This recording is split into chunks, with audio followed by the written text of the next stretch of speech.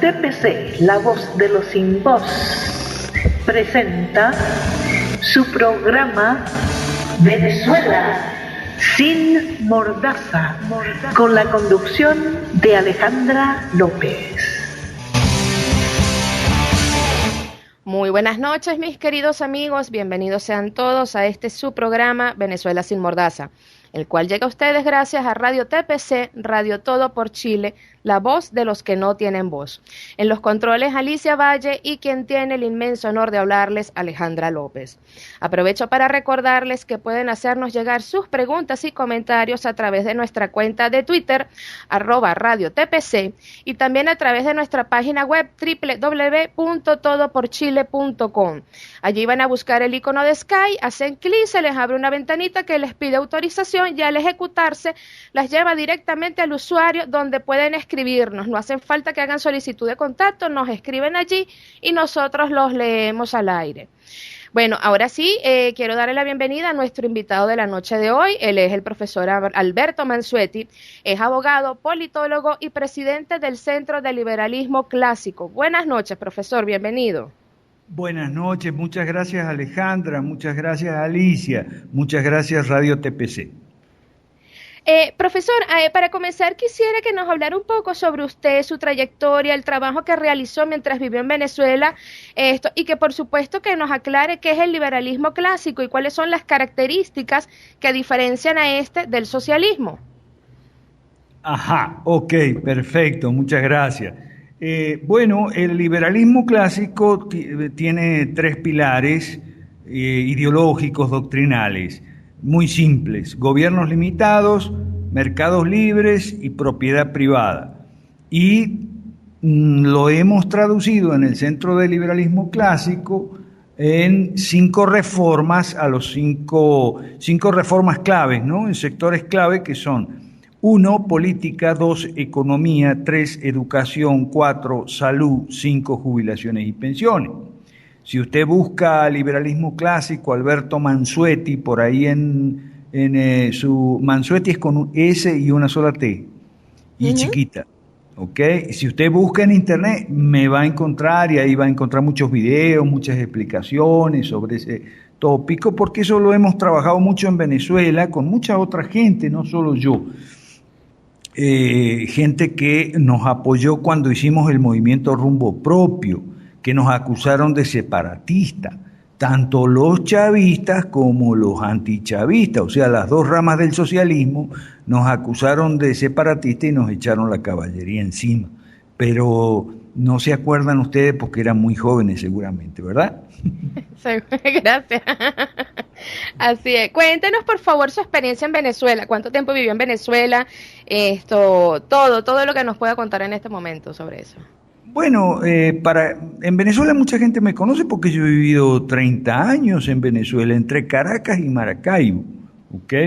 En Caracas empecé dando clase en la Universidad Central, Escuela de Estudios Políticos, pero eso era un nidal de ñángara, eso era un ñangaraje. Fue muy gracioso porque como yo venía de Argentina en los años 70, el ñangaraje de la UCB creyó que yo era de izquierda, pues, y entonces me atendieron muy bien y tal, y me pusieron a dar clase en la Escuela de Estudios Políticos. Ahora, después se enteraron de que yo no era de izquierda y ¡ay! Les dio el patatús. El tiquismiquis les dio. Les dio el tiquismiquis y me votaron. Pero lo importante no es la experiencia mía, sino que todo esa tiranía que la gente del MAS, y voy a nombrar el MAS, ¿ok?, que la gente del MAS tenía en la Escuela de Estudios Políticos, con el aval de los copellanos, porque me dices que ahí se puede decir las cosas como son, ¿verdad? Con el aval de los copellanos, tenían una tiranía en la Escuela de Estudios Políticos. Y después eso es lo que han puesto en todo el país. Lo que pasa es que mucha gente del MAS, empezando por Teodoro Pekov, se lavó las manos. Porque eso pasa en todos los países.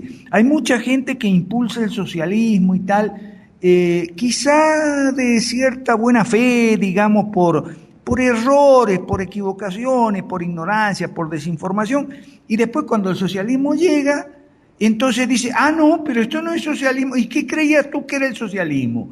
Y entonces se desilusiona y se raja las vestiduras y dice, ay no, esto no es socialismo. Pero bueno, la dictadura, porque hubo mucha gente del MAS que se fue para el chavismo y todavía sigue ahí, como de la causa R. ¿Ok? Entonces, ellos en la Escuela de Estudios Políticos en aquella época practicaron. ¿Ok? Y después lo implementaron, digamos, lo instauraron esa misma tiranía en todo el país. Y eso es lo que hay ahora, Alejandra. Tengo entendido, profesor, que en Perú se está llevando a cabo un proyecto liberal clásico con bastante éxito, ese que nos acaba de mencionar usted sobre las 5 reformas. Esto, como usted bien dice, también varios liberales venezolanos están promoviéndolo, aunque quizás no se conoce tanto como se debiera. Quisiera que nos enumerara una a una cuáles son esas 5 reformas que usted promueve. Son muy simples, Alejandra, y gracias a Dios están teniendo mucha aceptación en el Perú. Y poco a poco vamos difundiendo el mensaje también en Argentina, en Cuba y en Venezuela. ¿En Cuba? Sí, en Cuba. Usted busque por ahí en Facebook 5 Reformas Cuba, ahí está. ¡Wow! Sí. 5 Reformas Cuba. Mire, la idea de las 5 reformas es muy simple. La idea es que el Estado devuelva a los ciudadanos, a la familia, a la sociedad civil, todas las funciones, todos los poderes y todos los recursos que ha venido usurpando. ¿Ok? A eso le llamamos la gran devolución. Esa gran devolución, tanto de funciones como de poderes y de recursos, opera en 5 campos clave, que son, por eso las 5 reformas: política, economía, educación, salud y jubilaciones y pensiones, seguro social. Entonces, las 5 reformas son muy simples. La reforma política consiste en poner al Estado en su lugar y a la nación de pie, ¿no? El Estado en su lugar significa que el Estado haga aquello para lo cual fue constituido, para lo cual el Estado existe, que es brindar seguridad, justicia y obras públicas de infraestructura que no puede hacer el sector privado, o sea, con carácter subsidiario, y nada más. Eso que hoy no existe, un Estado que nos brinde seguridad, justicia y obras públicas de infraestructura, eso hoy no existe. ¿Por qué? Porque el Estado pretende que va a dar educación y salud y la economía y la finanza y el arte y la cultura y el deporte y todo, ¿ok? Pero al final no hace nada bueno me refiero, ni lo que debe ni lo que no debe. Entonces, la reforma número 1 significa poner es la reforma del Estado, poner al Estado en su lugar, pero cuando hablamos del Estado estamos hablando de los gobiernos a nivel nacional, a nivel regional y a nivel municipal también. Estamos hablando de federalismo y municipalismo, autonomía municipal y autonomía regional. Reforma del Estado es la número 1 y de los partidos, muy importante porque hoy en día, y estas reformas son las mismas en todos los países, porque todos los países tienen los mismos problemas. Algunos más graves que otros, pero porque las dosis son más fuertes, las dosis del veneno, pero nada más.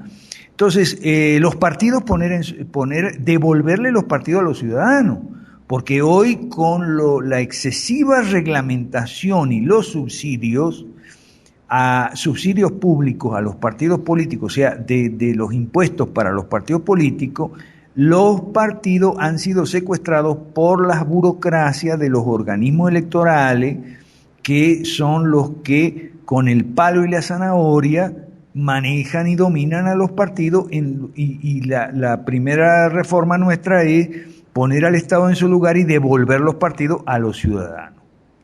La número 2 es la reforma económica, pero eso comprende dinero, economía, finanzas, empezando por el dinero.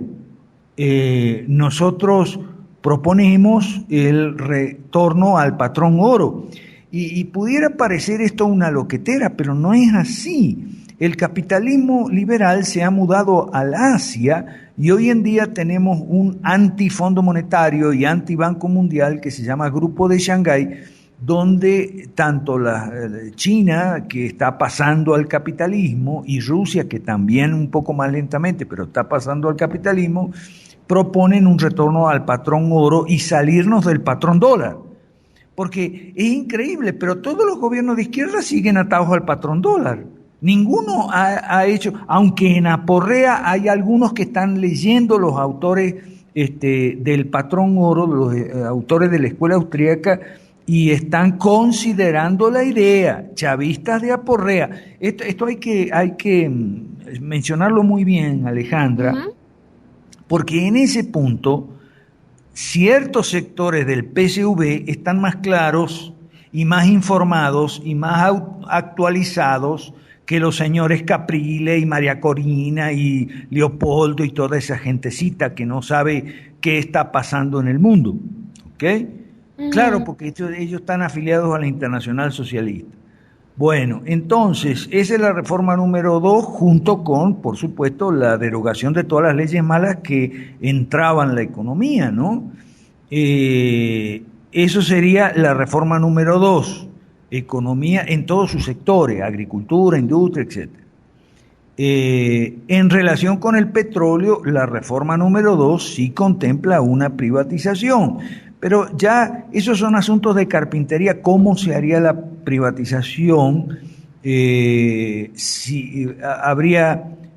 idea es una parte en los mercados internacionales para la inversión extranjera, otra parte en los mercados nacionales para dinamizar un poco y permitirle respirar al empresariado nacional.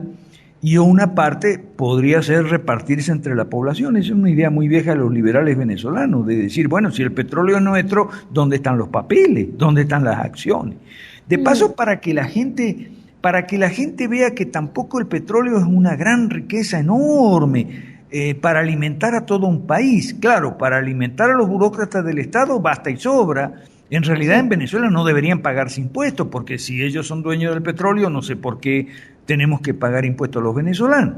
Bueno, eso en relación a la reforma número 2, que es la reforma económica, y después están las 3 reformas sociales, brevemente, son todas con el mismo esquema, o sea, superar el sistema actual injusto y discriminatorio, que es el de, por ejemplo, en educación, que haya un sector privado para los ricos y un sector estatal para los pobres. Y el estatal es el que está en peores condiciones. ¿Ok? Entonces, ¿cómo hacemos para superar? Porque eso es como una especie de apartheid de la sudafricano del tiempo de la segregación racial. ¿Ok? ¿Cómo hacemos para superar eso? Bueno, por ejemplo, en la educación le decimos a los maestros y profesores que hoy son empleados mal pagados del Estado, estas instalaciones, estas instituciones educativas son de ustedes. Entonces ustedes pueden competir, van a competir con el sector privado, y entonces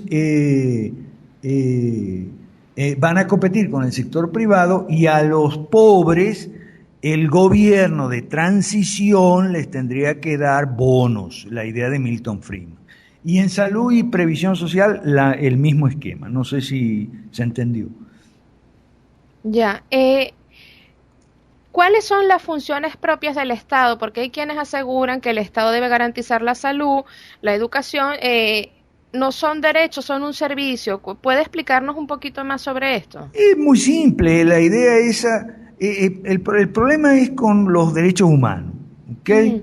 Y además cómo el Estado está, es cierto que el Estado está para garantizar los derechos humanos, el problema es cuáles son los derechos humanos.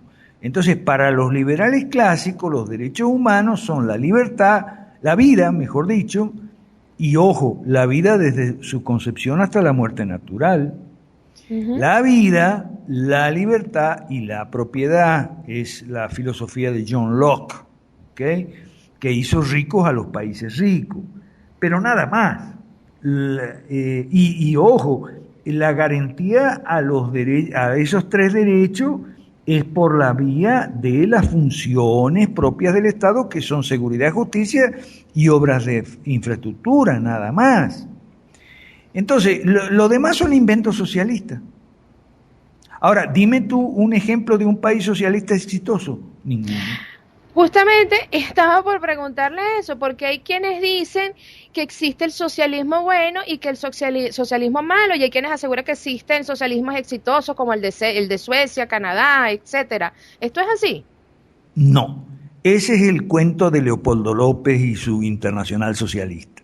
Y Ramos Ayub, el cuento como es, profesor. Y Ramos Ayub, que también es del mismo combo. ¿Okay?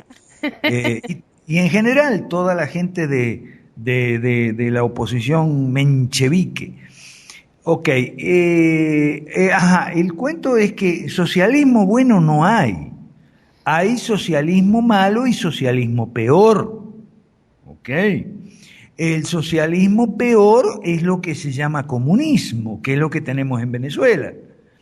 Y el socialismo malo es el socialismo tipo Suecia, pero el que había hasta los años 70 porque la gente, y 80, porque la gente no sabe que en esos países como Suecia, Dinamarca, que se citan siempre como modelo de países socialistas, hubo reformas muy profundas en los años, ya desde los años 70, 80, 90, en sentido de reformas liberales, reformas de mercado, de privatización, de desreglamentarización, tanto en la economía como en la educación y demás. Entonces, esos países han cambiado mucho, ya no son tan socialistas como antes, ¿ok? Es decir, los que no cambiaron son los que están quebrados ahora, como Grecia, por ejemplo, España, que está al borde de la quiebra, Italia se está salvando porque Italia es la tierra de las finanzas públicas, entonces, bueno, ahí más o menos. Sí. Pero los socialismos nórdicos, escandinavos, están todos reformados, ya de socialismo queda muy poco ahí. Esa es la realidad. Usted asegura que la izquierda es la segunda plaga de la TAN, la primera es la derecha mala. ¿Existe esa derecha mala? En Venezuela no, en Venezuela ya se acabó. ¿Okay? ¿Hubo alguna vez, aunque sea derecha mala, en Venezuela? No, hubo una derecha muy buena, pero muy chiquita, me refiero gente como, por eso yo me río cuando Capriles dice, aquí no va a gobernar la derecha. ¿Qué derecha si la derecha se acabó? Okay. ¿Qué derecha? O sea, la derecha en tiempos de Bolívar no era Bolívar, en tiempos de Bolívar era Miranda y Juan Germán Rossio, ¿ok? Esa era la derecha. Después la derecha fue Páez, ¿ok? Y después se fue perdiendo, como en toda América Latina, la derecha fue perdiendo identidad. Y lo último que hubo de la derecha, yo menciono dos nombres siempre, dos personas a quien yo conocí y traté, un liberal y un conservador. Eso era la derecha en Venezuela. El liberal era Carlos Rangel, obviamente, pero Carlos Rangel se mató en el año 88 y el conservador era el amigo Olavarría de Tezanos Pinto, pues, ese era el conservador, que falleció hace relativamente pocos años. Entonces, cuando esas dos personas murieron, se acabó la derecha, porque muy pocos ellos hicieron muy pocos discípulos, yo entre ellos me precio de haber sido discípulo, amigo. Carlos Rangel me abrió puertas en la parte de medios de comunicación y después Olavarría también. De manera que muy pocos discípulos tuvieron esos dos personajes, ¿ok? El liberal, y el último liberal en Venezuela, Carlos Rangel, y el último conservador en Venezuela, Olavarría. Y después no hay más, se acabó.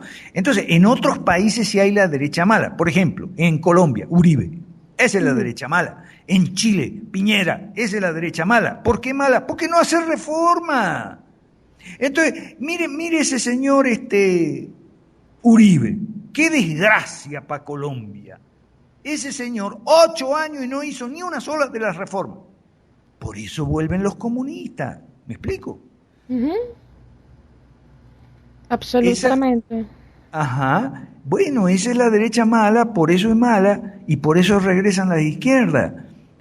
O sea, todos los países es igual. Por ejemplo, qué sé yo, Nicaragua, que la izquierda regresó con la misma persona, con el señor Daniel Ortega y su mafia. ¿Ok? ¿Por qué? ¿Por qué Ortega? Si a Ortega lo sacaron en el año 90, la UNO, Unión Nacional de Oposición, con Violeta Chamorro, ¿por qué después de todo ese tiempo está el señor otra vez sandinista en el poder? Porque ninguno de los 3 presidentes esa es la derecha mala, ninguno de esos 3 presidentes sirvió, ni la señora Chamorro, que fue un poquito la mejorcita de los 3, pero tampoco gran cosa, ¿ok? Y después el señor, los otros 2 señores que estuvieron, que no me acuerdo el apellido, bueno, fueron 3, ¿ok? Y la gente se cansó de tanta corrupción, de tanta ineficiencia y ni una sola reforma, y entonces volvieron los sandinistas, o sea, el comunismo, un poquito más, y ahí hay diferencias de matices. Por ejemplo, los Ortega que volvieron al poder en Nicaragua, un poquito más calmado, pero la señora Bachelet, otro caso de que volvieron igualito. No, la señora Bachelet viene recargada. La señora Bachelet viene apoyada por el Partido Comunista de Chile y por el Foro de Sao Paulo con todo los hierro, ¿entiende?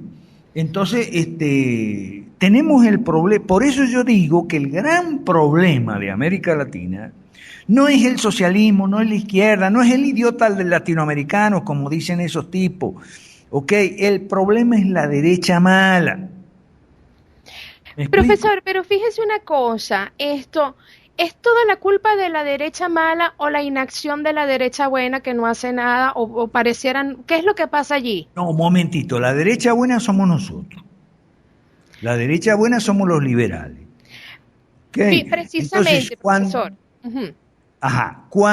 Lo que pasa es que a nosotros, entre la derecha mala, la izquierda menchevique y la izquierda bolchevique, nos aplastan. Los tienen rodeados, profesor. Nos tienen. Mira vos, ahora sí te puedo contar lo que nos pasó en Venezuela. En Venezuela hicimos, en el año 2005, 2006, hicimos rumbo propio, ¿ok? Pero ¿qué nos pasó? Nos tiraron encima la caballería, los bolcheviques y los mencheviques, los socialistas oficialistas y los socialistas opositores. Y déjame decirte una cosa, Chávez nos tiró la caballería encima, pero por la vía legal. Déjame recordar los viejos tiempos, cuando Chávez, nosotros salimos un domingo en la Portal Nacional, entonces Chávez sacó el periódico y dijo, a estos 3 tipos yo los quiero presos, voy a darle instrucción al fiscal Isaías Rodríguez para que me ponga preso a esta gente y tal. Pero debo decir, en descargo de Chávez, que hicieron todo lo posible por ponernos presos, pero por las vías legales, Alejandra, en aquella época, ¿ok? Nos llamaron a declarar, con abogado y todo, por cierto, el mismo abogado que después defendió a Manuel Rosales. Ajá. Sí, pero una coincidencia nada más, porque es un muy buen abogado. ¿Ok? Y nos defendió y se nos, escúchame bien, no se nos vulneró el derecho a la defensa, en absoluto. ¿Ok? Wow. Y no, en absoluto. Y nos brindaron café. ¡Qué maravilla!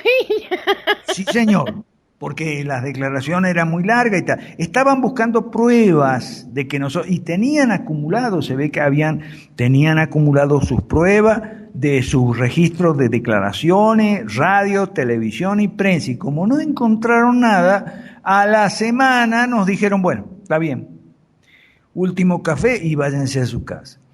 En cambio, los rosaleros Y los de la MUD, que en esa época se llamaba Coordinación Democrática, no, eso es con la violencia, Alejandra. Eso nos asaltaron las sedes, nos robaron las computadoras, nos amenazaron incluso de muerte, con familia y todo. Increíble. Entonces eso hay que anotarlo ahí para la historia de Venezuela. Porque dice, tú, la derecha buena, ¿qué pasa con la derecha buena? Bueno, eso pasa con la derecha buena. Yo tuve que irme de Venezuela porque yo en Venezuela tengo una hija y mi hija no tiene la culpa de nada. Mi hija no se mete en política, ¿ok? Soy yo el político de la familia. Es usted el causante de todos esos problemas. Sí, eso fue lo que pasó. Ahora, fíjate tú, Alejandra, la gente que nos está escuchando, ahora estamos en toda América Latina con este tema de las 5 reformas. Es una propuesta para salir de este marasmo en que estamos sumidos todos los países latinoamericanos. La gente se puede preguntar, ¿pero las mismas reformas en Venezuela que en Cuba y en Argentina? Sí. ¿Y sabe por qué? Porque las reformas son los remedios y las enfermedades son las mismas. ¿Cuáles son las enfermedades de los países latinoamericanos? Bueno, la criminalidad, la pobreza, la miseria, que el Estado no funciona para nada, que la inseguridad, la criminalidad, el subdesarrollo. Dame un problema que haya en Venezuela que no haya en Argentina o que no haya en Cuba. Lo que varían son las dosis. Hay países que tienen sobredosis de socialismo, ejemplo en Cuba. Por eso ¿Y Venezuela, dónde lo califica usted? En el antepenúltimo. Yo diría que el país que está tiene más sobredosis es Cuba. Le sigue Venezuela. Y ojo Colombia que anda por ahí cerca y Argentina, ¿ok? Que andan cerca. Y bueno, y Brasil también tiene una alta dosis de socialismo. Entonces, si las enfermedades son las mismas, los remedios no pueden ser diferentes, Alejandra. Lo que pasa es que a nosotros, a los latinoamericanos, nos han engañado las izquierdas con mucho cuento. La izquierda en cada país viene con el mismo cuento, el cuento de que este país es muy distinto, lo cual no es cierto. Los países son distintos en la manera de hablar, en la comida, en la forma de vestir, etcétera. Pero en los males, en las epidemias, las calamidades sociales, políticas y económicas son siempre las mismas. Que la inflación está más contenida, bueno, sí, porque en algunos países los socialistas no le dan la chancleta con todo a la máquina de imprimir billetes. Y en otros le dan, o sea, lo que diferencia son las velocidades. Uno van por el carril más lento, otros van por el carril de la velocidad media y otros van a toda velocidad y obviamente que se estrellan. En Cuba esa sociedad casi desapareció. Bueno, entonces los remedios son los mismos, Alejandra, no son diferentes, porque estos países no son diferentes, ¿me explico? Claro. Claro, tenemos un mismo mal todos, ¿no? Entonces, por supuesto, tiene que ser el mismo medicamento. Exacto. Ahora, el medicamento está dando mucho buen resultado en Perú. Cuéntenos sobre esa experiencia en Perú, profesor. En Perú es bárbaro. En Perú estamos muy bien, ¿ok? Nosotros los liberales clásicos. Estamos respirando, estamos vivos, y eso cuenta, eso ya es ganancia en América Latina, ¿ok? Y tenemos un movimiento, se llama Perú Nuevo, lo lidera el pastor Claudio Sola, que después, antes de que terminemos, quería hablar un poquito de eso, porque a mí me hacen mucha guerra, porque yo soy evangélico, y el pastor Claudio Sola también es evangélico, y el pastor Malaquías Nava, que está lanzando el Partido Liberal Devolucionario en Venezuela, también es evangélico. Entonces, los libertarios así, vargasllosistas, ateístas, anarcoides, nos hacen una guerra tremenda. Sin contar que los cristianos pietistas también nos hacen guerra, ¿no? Porque los cristianos pietistas acostumbran a encerrarse en las 4 paredes de sus templos y a cantar himnos y más nada, ¿no? Y alabanza y gloria y aleluya, lo cual no está mal, yo lo hago todos los domingos, ¿ok? Los domingos, yo todos los domingos voy y canto mi aleluya y tal, y tal, porque yo soy un cristiano renacido, yo soy calvinista, pero eso es los domingos, y de lunes a sábado, ¿qué? De lunes a sábado, Alejandra, tenemos que ser luz para el mundo los cristianos y sal para la tierra, y no lo estamos siendo.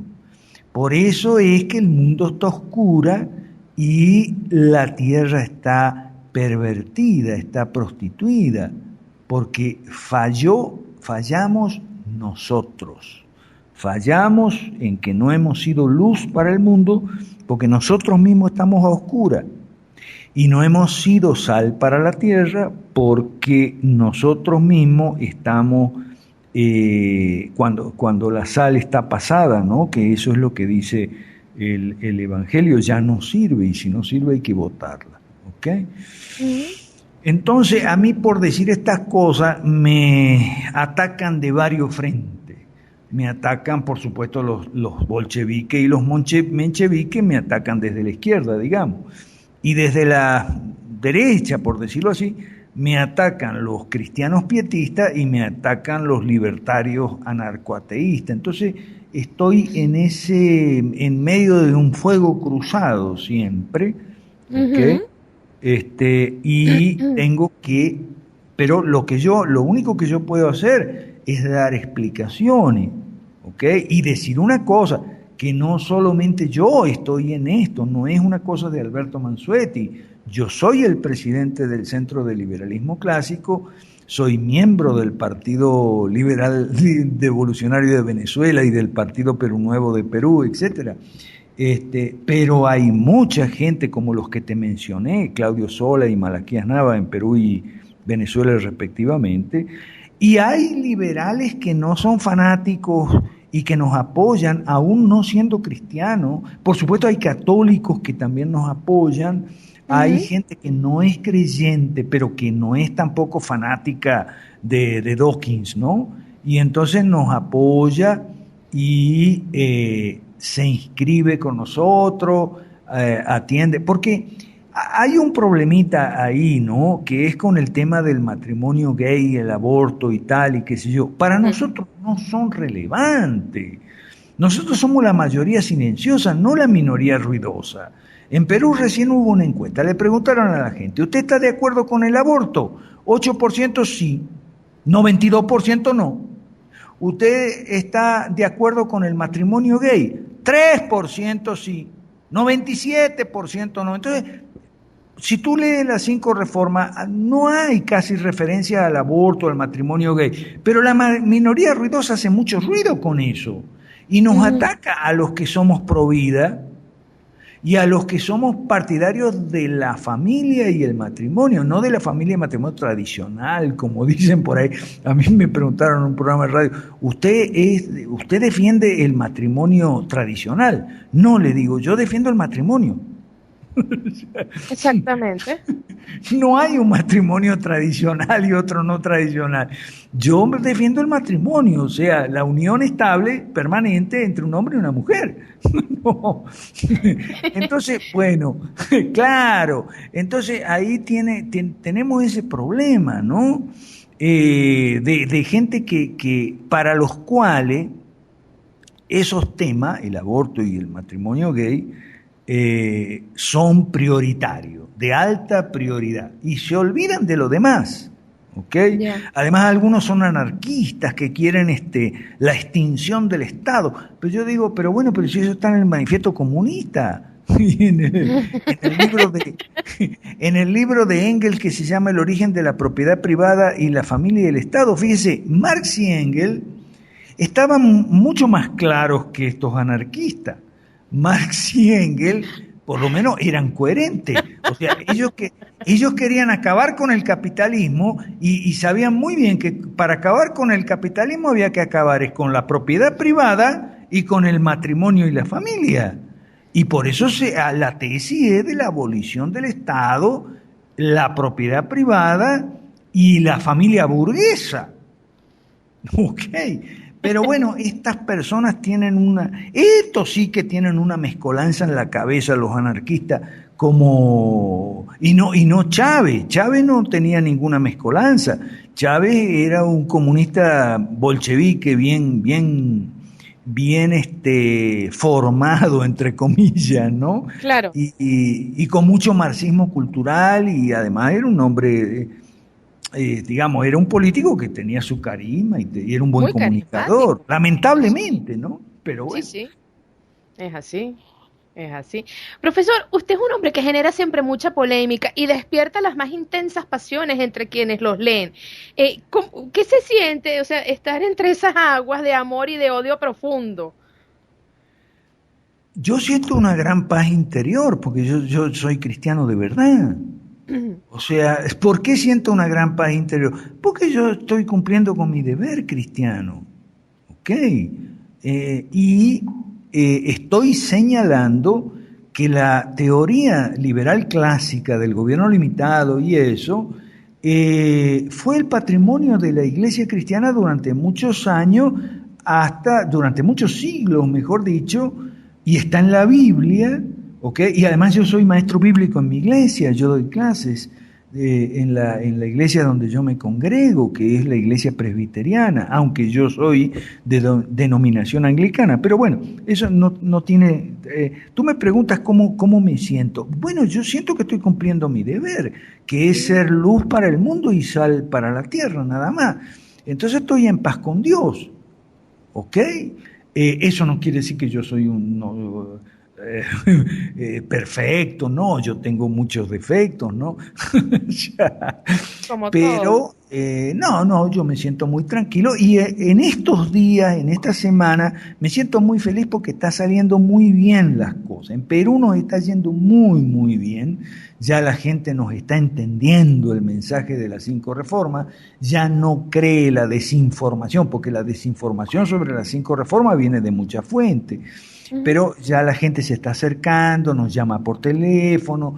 Entonces, bueno, para mí el Perú es un ejemplo, un país pionero, los núcleos nuestros, ¿no? La gente del Partido Perú Nuevo, Claudio Sola y toda la gente que nos acompaña.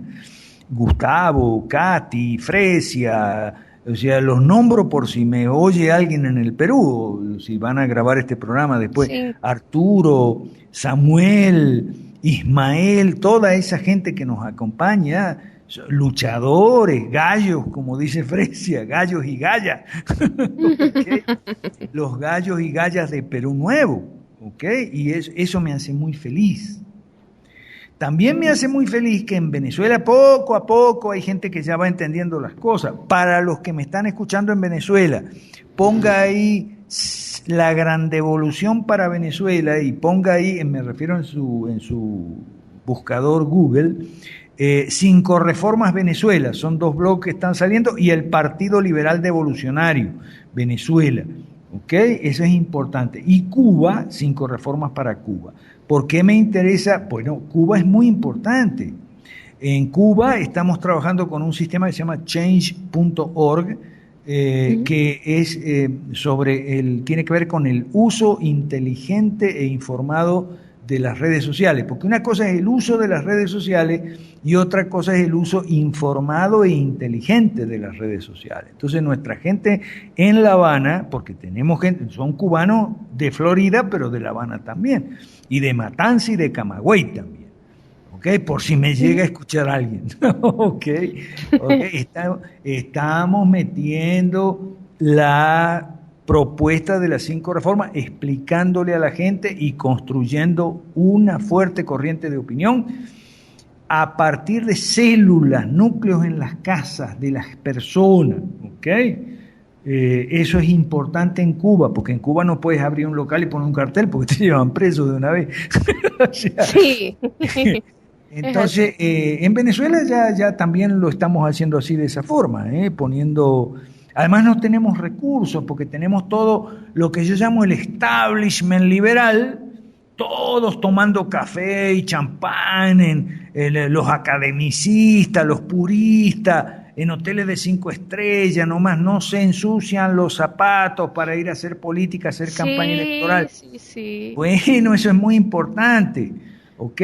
Con Claudio profesor. Sola en el Perú, porque por eso es que por eso salieron 2 pastores evangélicos, uno en Perú y otro en Venezuela está saliendo, bueno, tienen que apoyarlo. Y hay muchos libertarios y liberales que sí lo están apoyando. Y acompañan a Claudio Sola, lo acompañan al puerto de Hilo, donde va con los pescadores, se sube a las barcas de los pescadores y les habla sobre el derecho de propiedad privada sobre las aguas y las costas marítimas, fluviales y lacustres.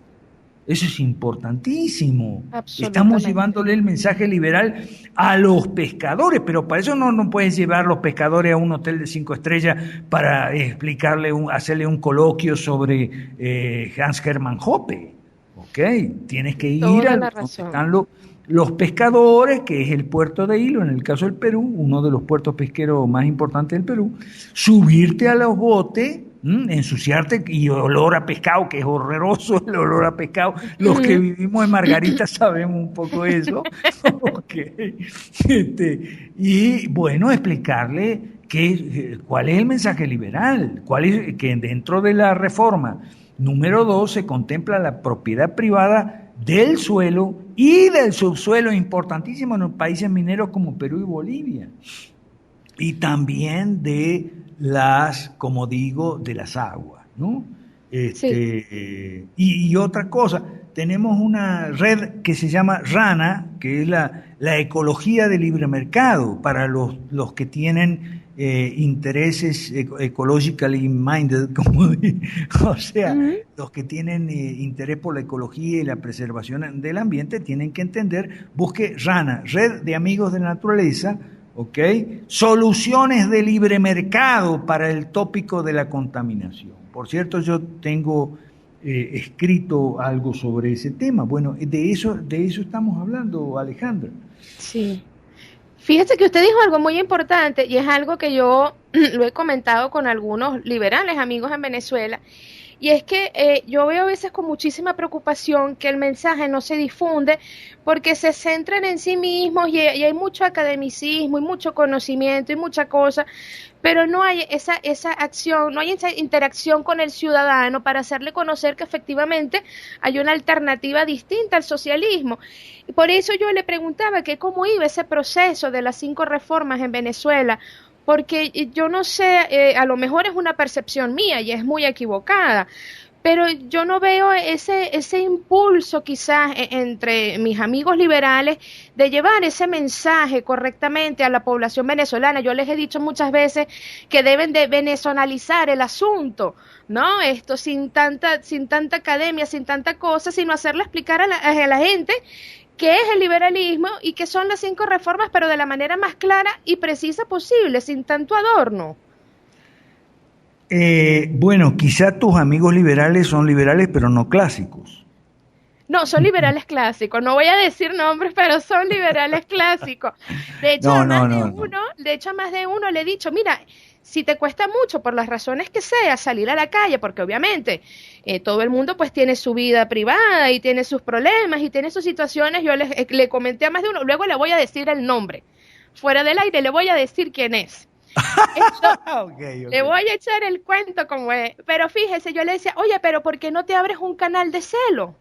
Los canales de celo son extraordinarios para difundir mensajes. Tú no necesitas estos recursos económicos para ello. Esto no es algo que tienes que estar las 24 horas del día allí. Tú le puedes dedicar 1 hora, media hora, 45 minutos. Haces un foro de celo y hablas un día sobre el liberalismo, otro día sobre las 5 reformas, sobre la propiedad privada, el libre mercado. Y así a la gente pues la vas interesando en el tema sin salir de tu casa. ¿Entiendes? Pero no hay respuesta sobre eso. Entonces a mí como que me frustra un poquito. Porque si no estás en las redes sociales, de repente no se ve ese trabajo, profesor. No sé, a lo mejor estoy equivocada.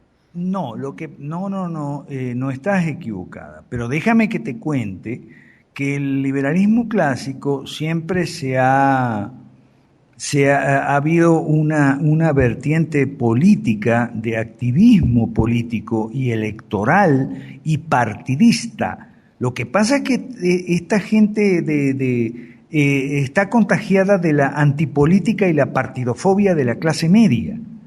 Y esa es una estrategia del Foro de Sao Paulo para desarmar a la clase media que no pueden cooptar en las nóminas del Estado, ¿me entiendes? Pero el liberalismo clásico siempre, además, bueno, por supuesto que tuvo sus académicos, sus Mises, Hayek, que eran profesores, aunque tenían dificultades para conseguir cátedra, ¿no? Por su compromiso político, y no iban a partidos políticos liberales por la simple razón de que no existían. Mises lo dice claramente en su autobiografía, dice, para la década de 1920, ya no había ningún partido liberal ni políticos liberales en Alemania. ¿Cómo? Entonces no es de extrañar que después de los socialistas de la República de Weimar llegara Hitler y los nazis. Entonces, y lo dice como si el mismo von Bauer y los predecesores, Karl Menger y tal, ellos no desdeñaron andar en la política, incluso fueron ministros, viceministros en Austria y demás, ¿no? No había ese sentimiento antipolítica. Ese sentimiento antipolítica y partidofóbico apareció mucho después.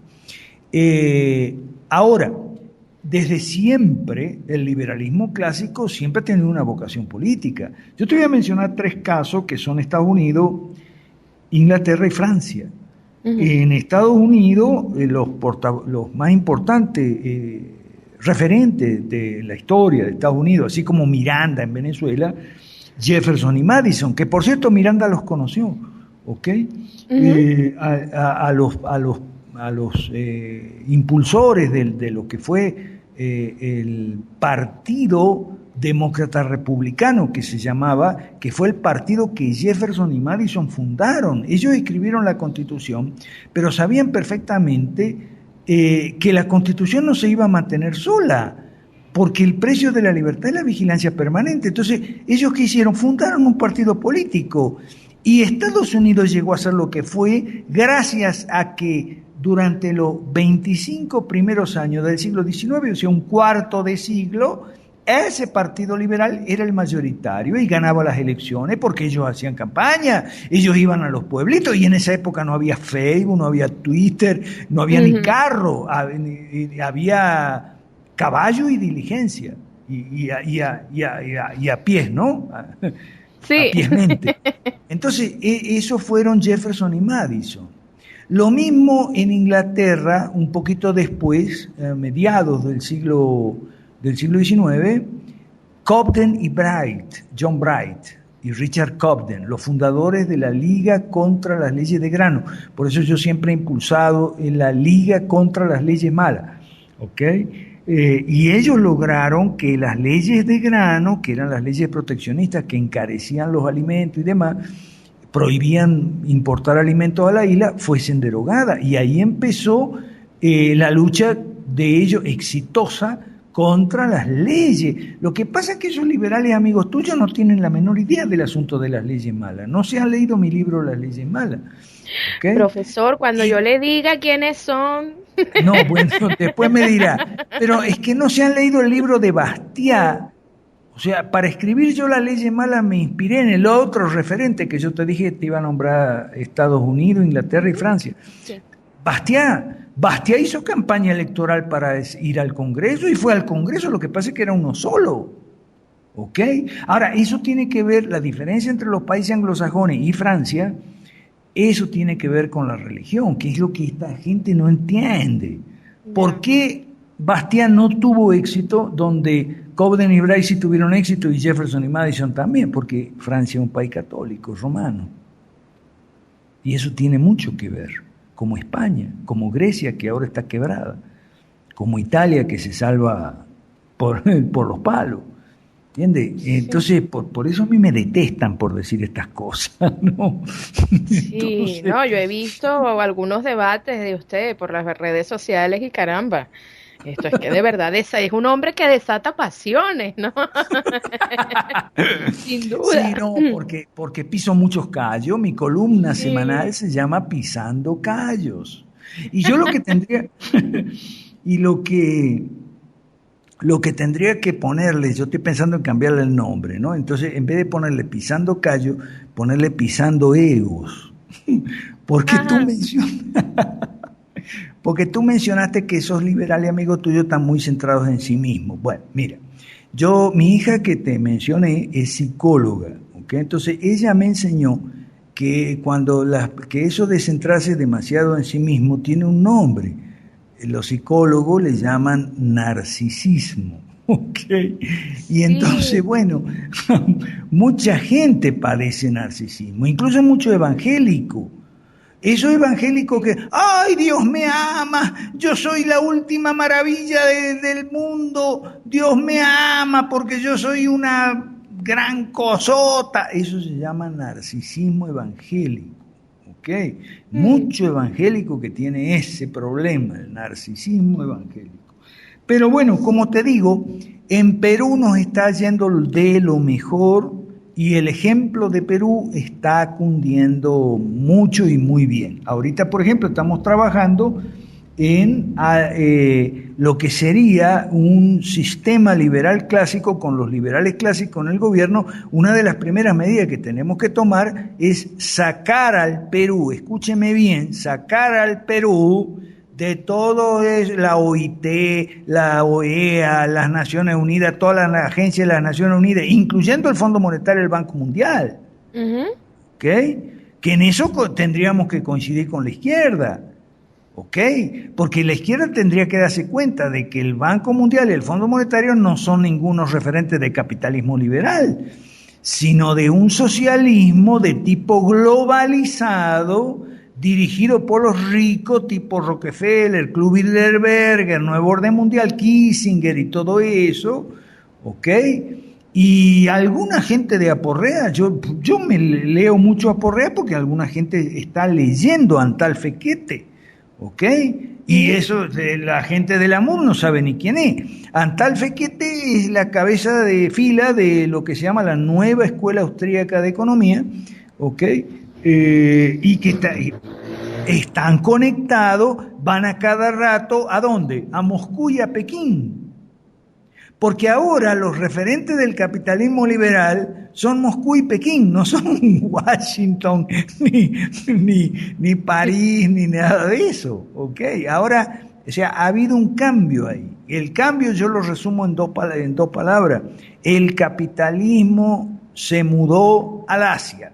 O sea, el capitalismo nació en Medio Oriente, en la época de los mercaderes de camello, de ahí pasó por el Mediterráneo, fue las ciudades del Imperio Romano, pero más que nada de la primera época.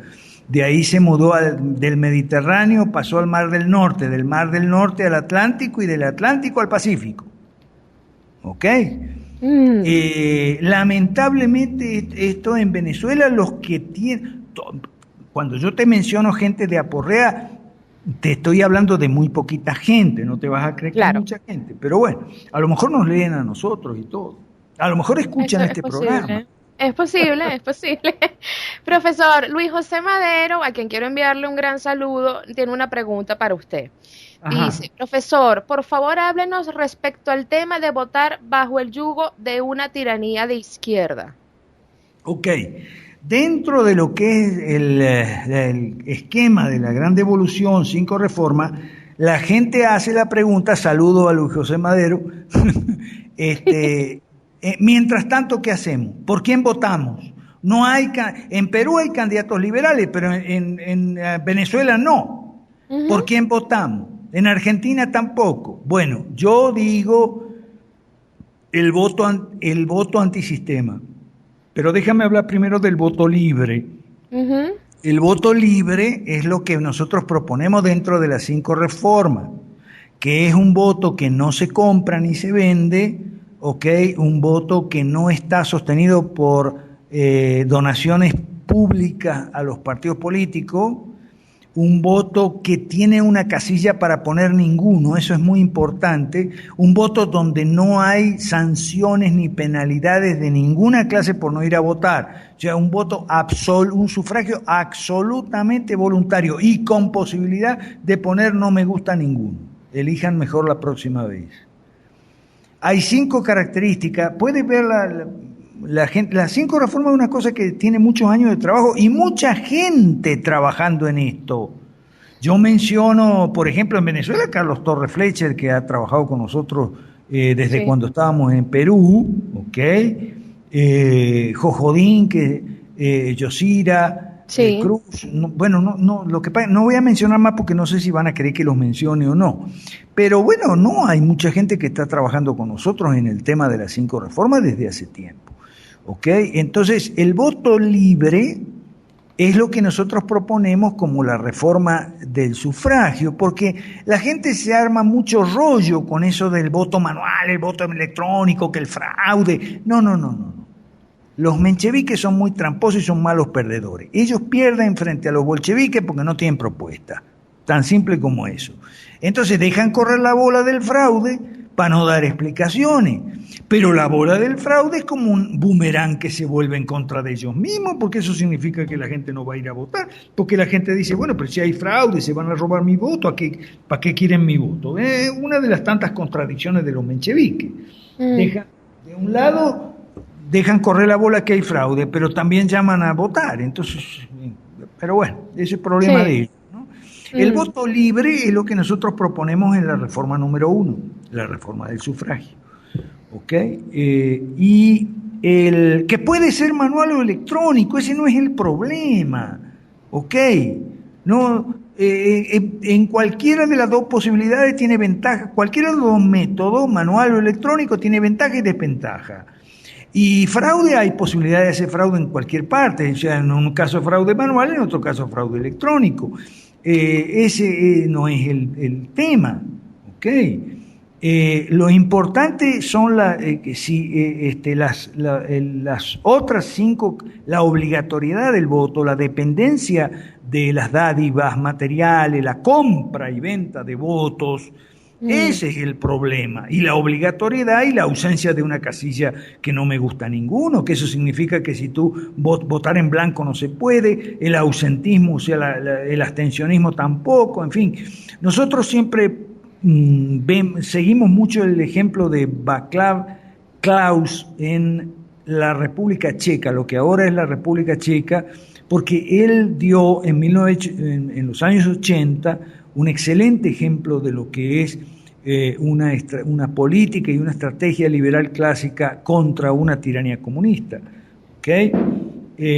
Donde los socialdemócratas fracasaron por 40 o 50 años, los liberales en 4 o 5 años habían construido una opción política alternativa y derrotaron al comunismo. Los socialdemócratas nunca pudieron derrotar al comunismo en Checoslovaquia, en Europa Oriental y Central.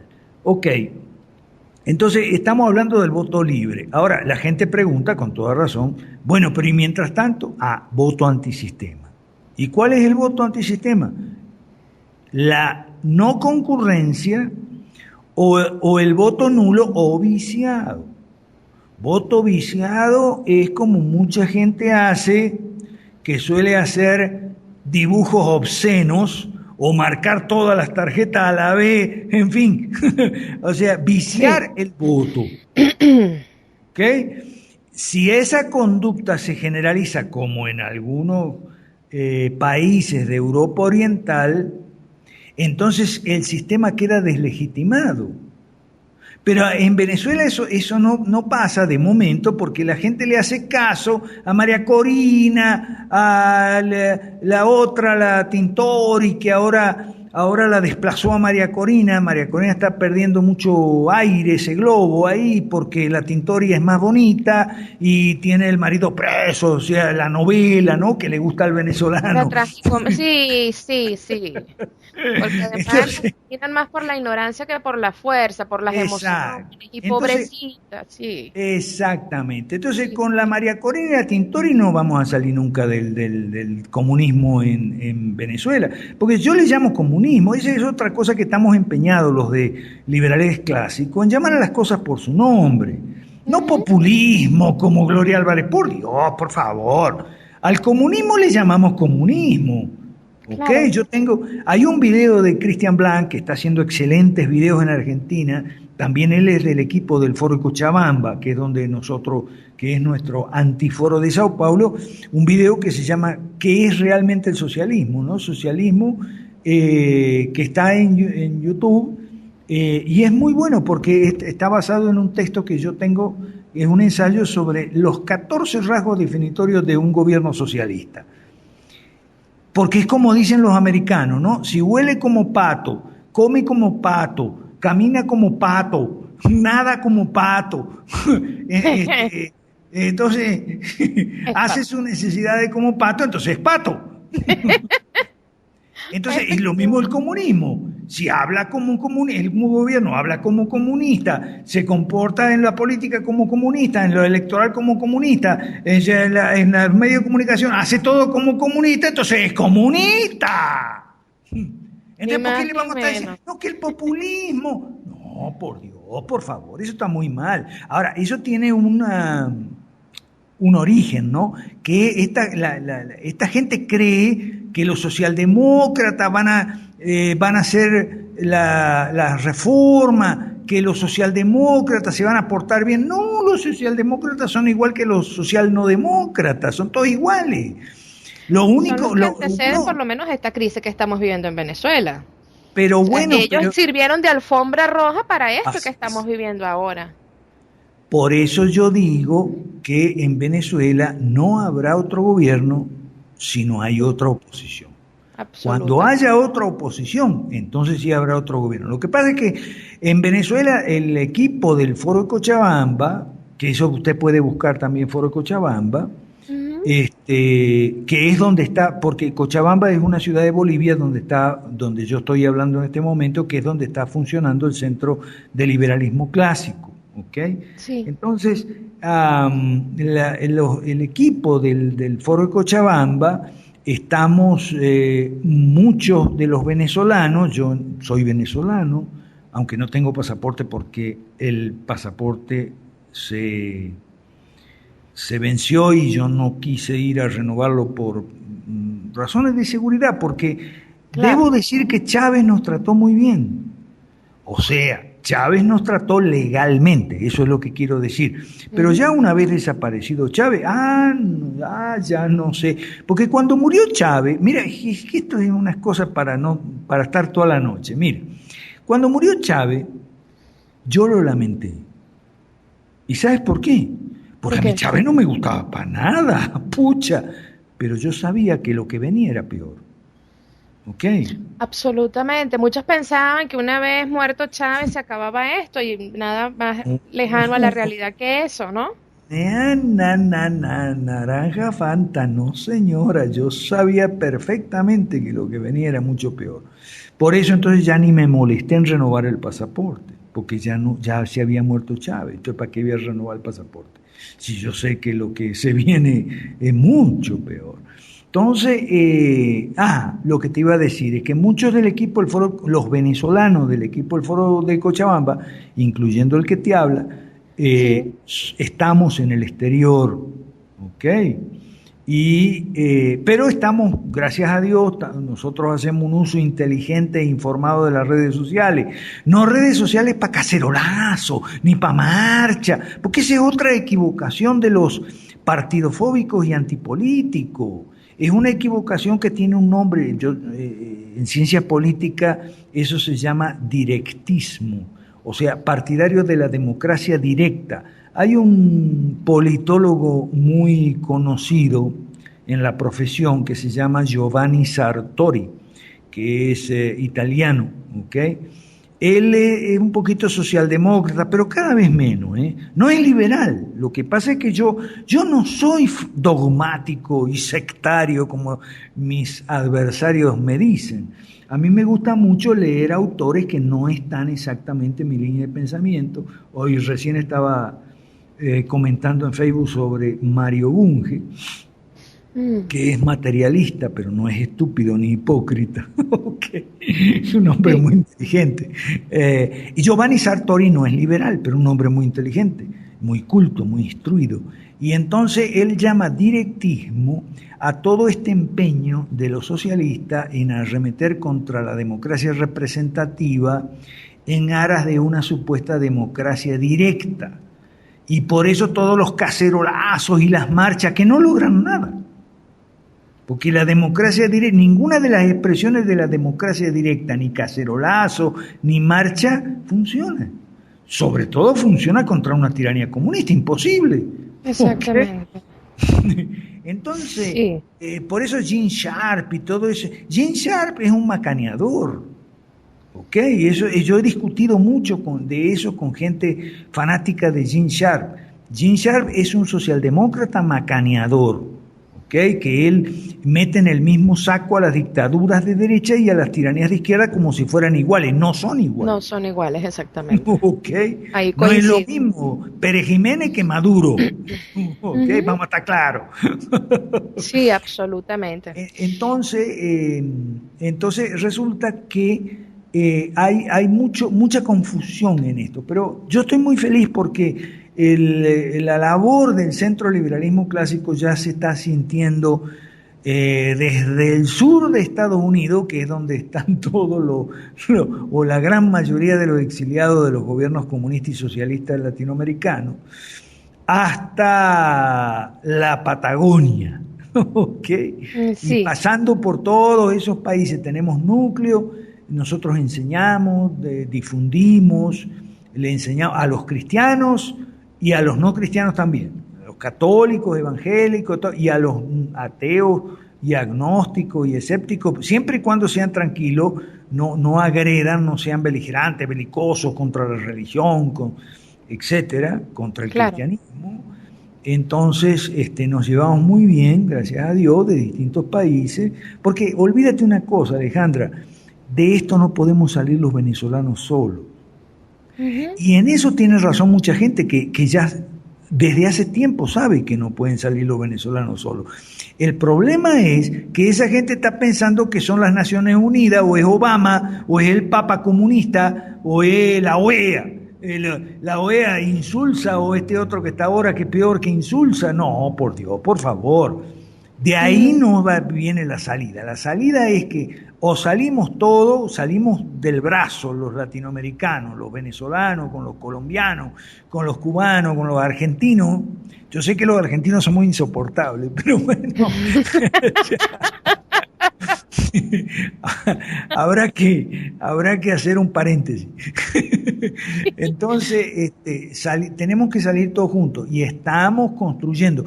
Es lo que llamamos efecto rebote en esta etapa.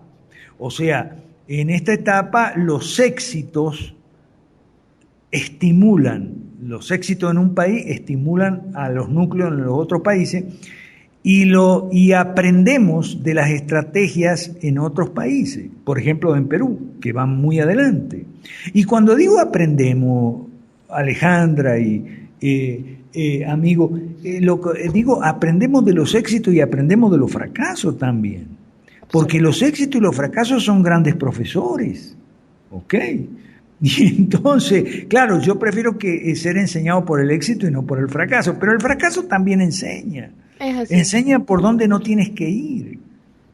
Entonces, pero es que eso es lo que no quieren aprender los venezolanos, volver otra vez no, es que, y los argentinos, peor, a ver cuál peronista es más bueno que el otro peronista. ¡Ay, por Dios! Y no que el mal menor, pero por favor, no, pero es que si voto en blanco, si no voto, eso va a beneficiar al candidato tal, y va a perjudicar al cual, pero si tal y cual son igualitos. Claro, además que cuando eliges entre el malo y el peor, siempre escoges mal. Mira, sí, además yo tuve la oportunidad en mi vida, agradezco mucho a Dios, el que Dios me ha puesto a pasar por experiencias muy enriquecedoras y aleccionadoras. ¿Ok? Yo trabajé, cuando era muy joven, trabajé en la Casa Rosada, que es la Casa de Gobierno en Argentina. ¿Okay? Y en Venezuela trabajé en el Parlamento. Entonces estuve metido un tiempo en la Casa Rosada y después en el Parlamento en Caracas. Entonces yo ahí aprendí mucho, más que en la Facultad de Ciencias Políticas, porque ahí yo vi cómo los políticos se mentan la mamá en público, pero en privado, entonces, mira, que tenemos que sentarnos para cuadrar tal cosa y tal, bueno, sí, está bien, toma un café mañana. Y ahí mismo los teléfonos se tienen, cada uno de ellos, ¿no? Y entonces, o sea, lo cual, a ver si nos entendemos, lo cual tiene cierto aspecto bueno, porque no nos vamos a matar, tampoco vamos a ir a unas guerras civiles, eso es algo horroroso. Entonces está bien que yo diga que el político tal es un traidor y un vendepatria, pero tengo su teléfono para llamarlo cuando lo necesite y él tiene el mío. Okay. Eso tiene un aspecto malo y un aspecto bueno, Alejandra. El aspecto malo es que lo hacen por debajo de la mesa. Claro. Y eso da lugar a que refuerzan el estatismo y tal sin que la gente se entere. Por ejemplo, lo que estamos haciendo ahora de sacar al Perú de la Agencia de la Nación Unida. Hay muchas verdades que no se dicen. Los políticos estatistas no dicen que las leyes no se hacen en cada país, que ya vienen hechas de las agencias del Gobierno Mundial de las Naciones Unidas y que el Gobierno Mundial no es algo que va a venir, sino que ya vino, ya está aquí entre nosotros. ¿Ok? Y eso, bueno, entonces tiene un aspecto malo y un aspecto bueno eso, que es que los políticos entre ellos se hablan, ¿no? Y por supuesto cuando hablan en privado no se insultan ni nada de eso, sino que hacen acuerdos, hacen arreglos, que en la mayoría de los casos son lesivos para la población, pero en algunos casos pueden evitar males peores, en fin. Habría que hablar mucho sobre las clases políticas en América Latina y cómo no hemos tenido clase política como la antigua clase política del sistema de Westminster en el mundo anglosajón. Eso no lo hemos conocido en América Latina. Hemos conocido algunos pálidos remedios o reflejos de esa sombras de esas tradiciones políticas de la democracia representativa. No las hemos tenido. Entonces ahora queremos resolver todo a punta de cacerolazo y marcha. Y bailoterapia, por favor, no, así no podemos, Alejandra, no podemos. Lamentablemente es así, profesor. Y lamentablemente estamos llegando ya al final del programa, pero antes de verdad quiero extenderle la más cordial invitación para una próxima oportunidad, para que podamos desarrollar mucho más sobre el tema del Foro de Cochabamba, que usted nos explique la diferencia entre las dictaduras de derecha, las tiranías de izquierda, que nos comente mucho más sobre el Centro del Liberalismo Clásico y que nos hable también en ese momento sobre el Partido Liberal Revolucionario de Venezuela.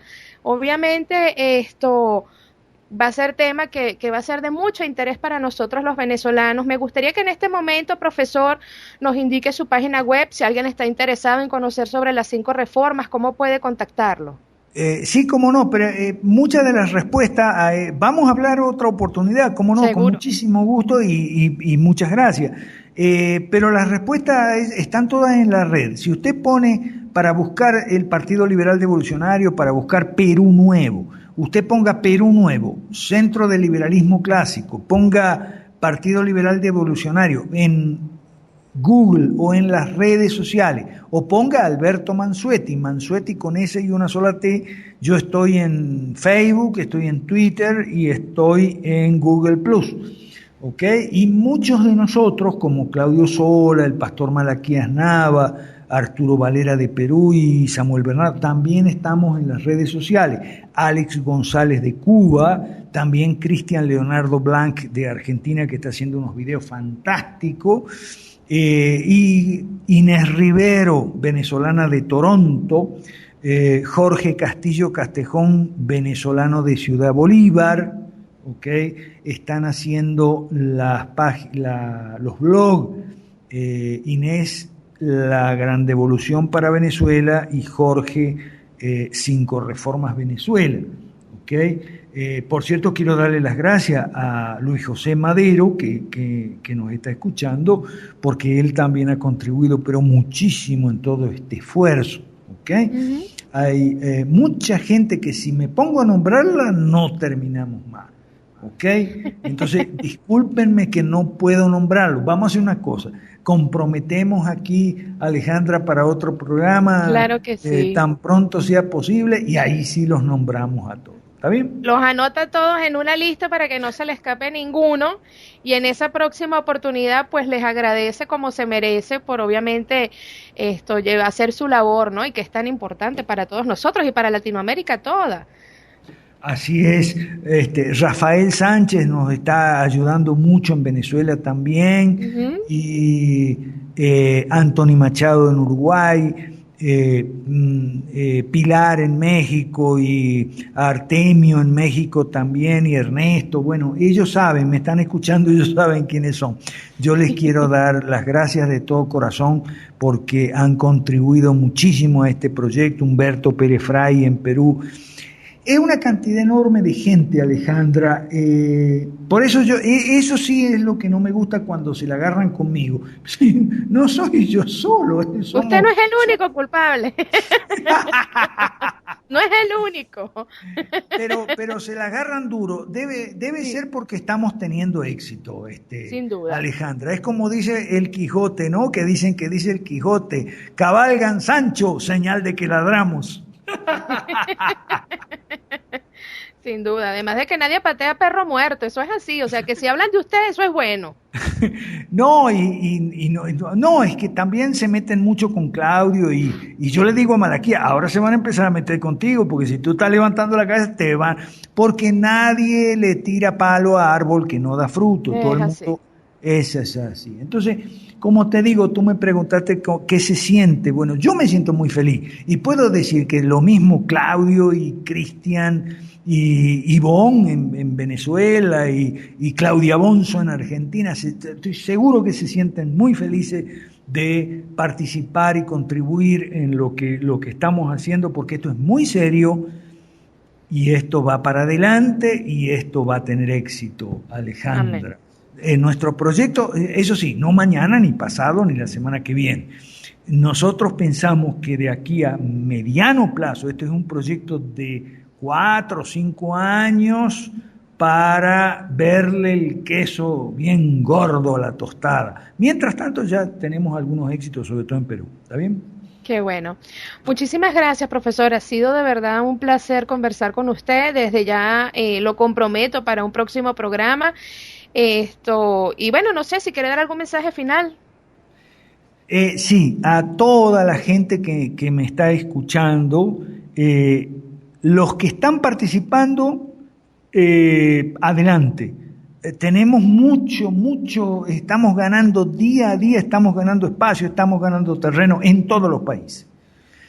Y a los que me están escuchando y la primera vez que oyen de esto, de la gran devolución, de 5 reformas, de derogar la ley mala, al que me está escuchando por primera vez oye de estos temas, que nos busque a través de las redes. Nosotros estamos muy presentes en las redes y en la internet. Tenemos grupos, podemos compartir, pónganse en contacto conmigo o con Claudio, con Arturo, cualquiera de los otros. Yo no soy el único. Yo soy el presidente del Centro Liberalismo Clásico, pero tenemos Perú Nuevo, tenemos Partido Liberal Devolucionario, que tienen todas sus autoridades. Y aquí en Bolivia, el Centro Bíblico, el Instituto Bíblico Crisólogo Barrón y la Sociedad Cristiana Metanoia. Okay, en Perú tenemos también para la parte bíblica, porque algunas personas que no son cristianas, no son creyentes, no les gusta que uno les hable de la Biblia. Bueno, entonces tenemos nuestras instituciones propias, nuestras instancias y referencias propias, los cristianos, dentro de este gran proyecto, para estudiar las bases bíblicas, que es muy importante, ¿no? Así es. Bueno, mis queridos amigos, ya lamentablemente hemos llegado al final de nuestro programa y antes de despedirme, quiero invitarlos a que sigan la etiqueta en Twitter, Salva tu Voto, que es una iniciativa de la sociedad civil para la sociedad civil que cambiará la forma de ver el sistema en Venezuela. Visiten también salvatuvoto.com. Muchísimas gracias, profesor, a todos los que nos oyen, pues también nuestro abrazo bien apretado y será hasta la próxima semana. Buenas noches, profesor, muchísimas gracias. Gracias a ti, gracias Isabel, un abrazo grande. Gracias, un abrazo. Hasta la próxima.